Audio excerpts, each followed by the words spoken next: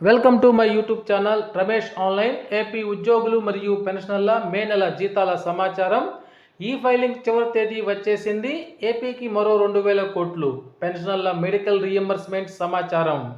అవేంటో ఒకసారి ఈ వీడియోలో చూసేద్దాం. చూసే ముందుగా ఫ్రెండ్స్ ఎవరైనా ఫస్ట్ టైం మన ఛానల్ని విజిట్ చేసినట్లయితే తప్పకుండా సబ్స్క్రైబ్ చేసుకొని పక్కనే ఉన్న బెల్ ఐకాన్ టచ్ చేయండి. తద్వారా నేను పోస్ట్ చేసే సమాచారం అందరికంటే ముందు మిమ్మల్ని చేయడానికైతే అవకాశం ఉంటుంది.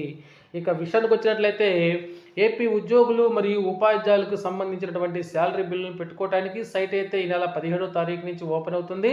అయితే మొదటగా దాన్ని 26 వరకు అయితే అవకాశం ఇచ్చారు. కానీ ఇప్పుడు దాన్ని కుదించేసి 23 అర్ధరాత్రి 12 గంటల వరకు అయితే తగ్గించడం జరిగింది. ఇక్కడ మనం చూస్తున్నాం, all TDOs are requested to submit their salary bills by 12 PM on May 23, 2024 అనేటువంటి సమాచారం చూస్తున్నాం. అదేవిధంగా ఈ నెల శాలరీ బిల్లుతో పాటుగా service verification certificate to be attached with May 2024 bills to submit to treasury CFMS హెప్స్ అనేటువంటి మరొక తాజా సమాచారాన్ని కూడా అయితే ఇక్కడ మనం చూస్తున్నాం.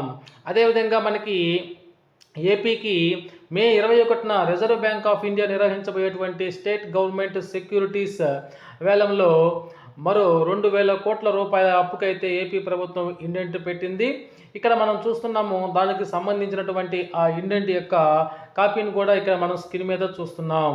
మొదటగా ఏపీకే ఉన్నది 1,000 కోట్లు అని చెప్పేసి ఉన్నది. ఈ విధంగా 2,000 కోట్ల రూపాయలకైతే ఏపీ ప్రభుత్వము మరి ఒక సెక్యూరిటీస్ వేలంలో అయితే మంగళవారం రోజు పాల్గొనడానికి అవకాశం అయితే లభించింది.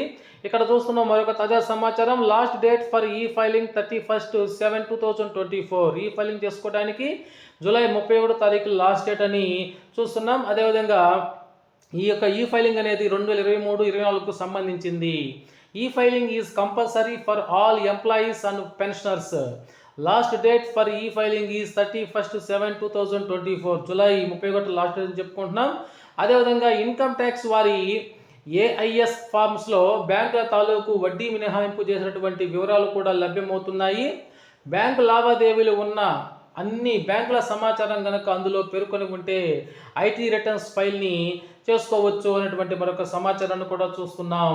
ఇక పెన్షన్ల యొక్క మెడికల్ రీఎంబర్స్మెంట్ సమాచారాన్ని 104 నెంబర్ కనుక ఫోన్ చేసి బిల్ నెంబర్ని నేమ్ని చెప్పినట్లయితే వారు మన యొక్క మెడికల్ రీఎంబర్స్మెంట్ యొక్క స్టేటస్ అయితే చెప్తున్నారు అనేటువంటి మరొక తాజా సమాచారాన్ని కూడా చూస్తున్నాం. ఫ్రెండ్స్, ఇది సమాచారం. ఈ సమాచారం కనుక మీకు నచ్చినట్లయితే మన ఛానల్ ఒక లైక్ చేయండి. Thank you for watching my videos.